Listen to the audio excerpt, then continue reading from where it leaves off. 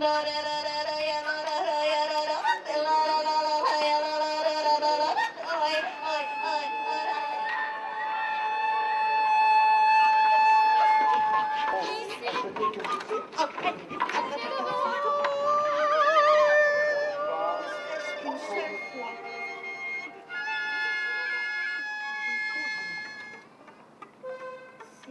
la petite mécanique au rabais.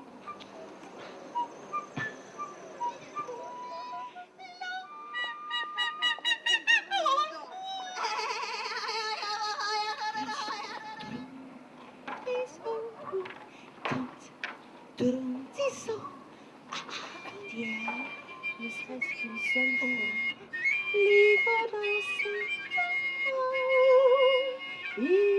Ici, ne serait-ce qu'une seule fois.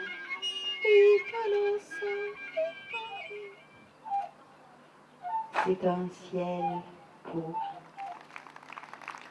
un ciel qui va.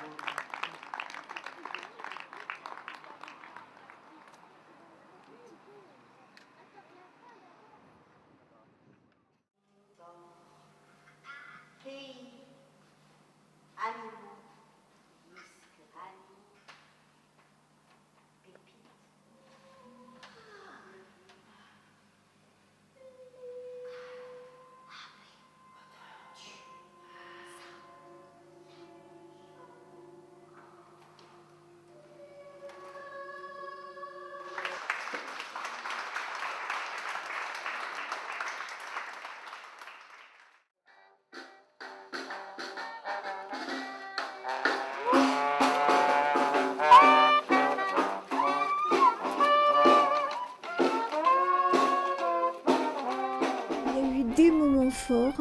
Il y a eu un week-end où il a plu tout le week-end et où le public nous a suivis sous les parapluies, dans les caouets, et où les sirènes étaient complètement dans un élément aquatique qui était très très cohérent avec ce qu'elle faisait, et où les sirènes justement se sont déployées sur le circuit du sentier des douaniers en allant au-delà de leurs limites d'artistes de cirque, et ça a été un moment fabuleux.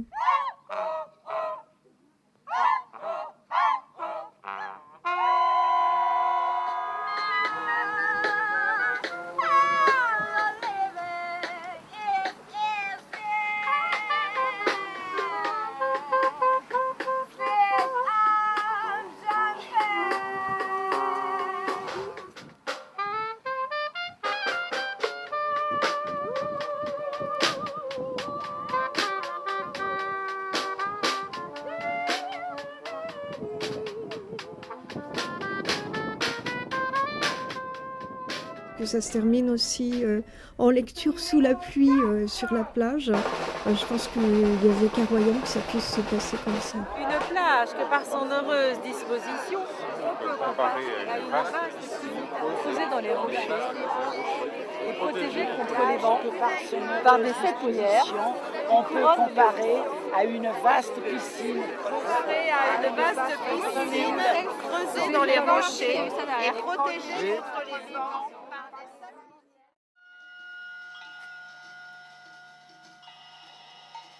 Royan, c'est quelque chose d'unique en Europe, puisque c'est une ville qui est à la croisée des deux courants architecturaux balnéaires. Le courant fin du 19e, début du 20e, où justement on va se mettre à construire des villas totalement éclectiques qui vont servir de résidence de vacances pour des riches bourgeois, soit d'Angoulême, soit de Niort, soit même de Paris, puisque le train venait jusque-là. Et puis un deuxième courant balnéaire plus tropicaliste, disons, qui lui est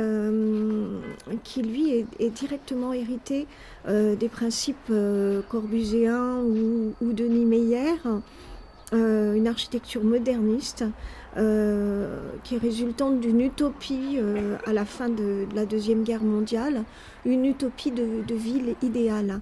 Et c'est là que Royan est exceptionnel, parce qu'on a un ensemble très très, très concret et très cohérent d'architecture moderniste balnéaire.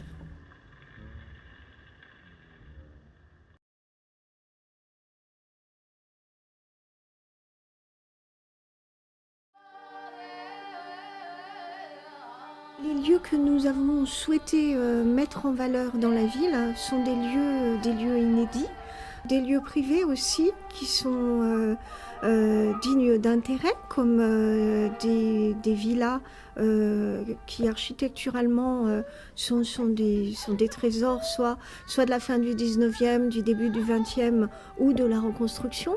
Donc là, certains propriétaires ont bien voulu nous ouvrir leurs portes pour accueillir des événements.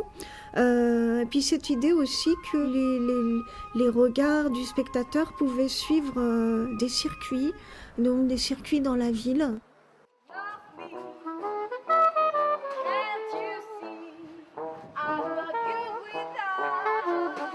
Les sirènes sont effectivement, moi j'ai demandé à des artistes de cirque polyvalentes.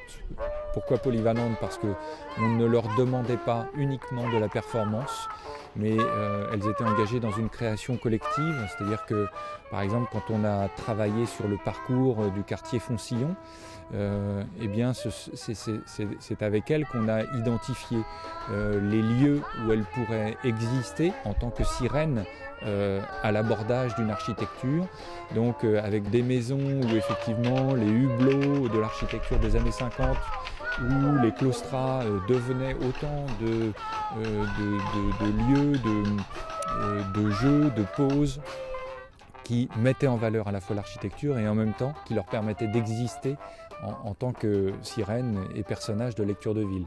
Donc on était toujours dans cette recherche de la relation avec le contexte, et c'est ça qui nous permettait aussi de toucher à notre objectif, c'est-à-dire de montrer que de ce contexte émane la présence des sirènes.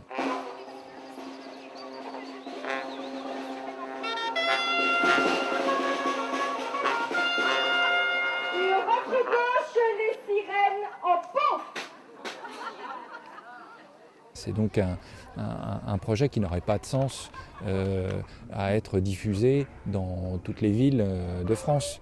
Mais c'est donc un projet qui est venu presque de la mer, ou venu presque du port, qui est arrivé en tout cas de Royan et qui existe pour Royan et qui se termine avec Royan. Mais en cela, c'est vraiment appliqué, c'est une création pour la ville. La logistique a fait appel principalement à donc des subventions de la région, du département, mais qui somme toute, même dans le cadre de la mise en valeur du patrimoine, étaient plutôt restreintes par rapport à un événement comme ça. Nous avions très peu de personnel qualifié. Nous avons dû prendre sur le budget de création pour pouvoir avoir un chef de projet, Alain Lahéron, qui à lui seul a assuré à la fois les tâches de régisseur, ça a été l'homme orchestre de l'événement. Et grâce à lui, entre autres, cet événement a pu se faire. On a eu aussi une aide très précieuse de la part de bénévoles. Et donc ça, j'en suis fière pour la ville. Parce que dans le cadre des Amis du musée, nous avons eu des aides importantes, des personnes qui se sont investies dans le projet. Et en résumé, une logistique très peu coûteuse, mais ce qui n'a pas, je le crois, influé sur la qualité quand même de l'événement.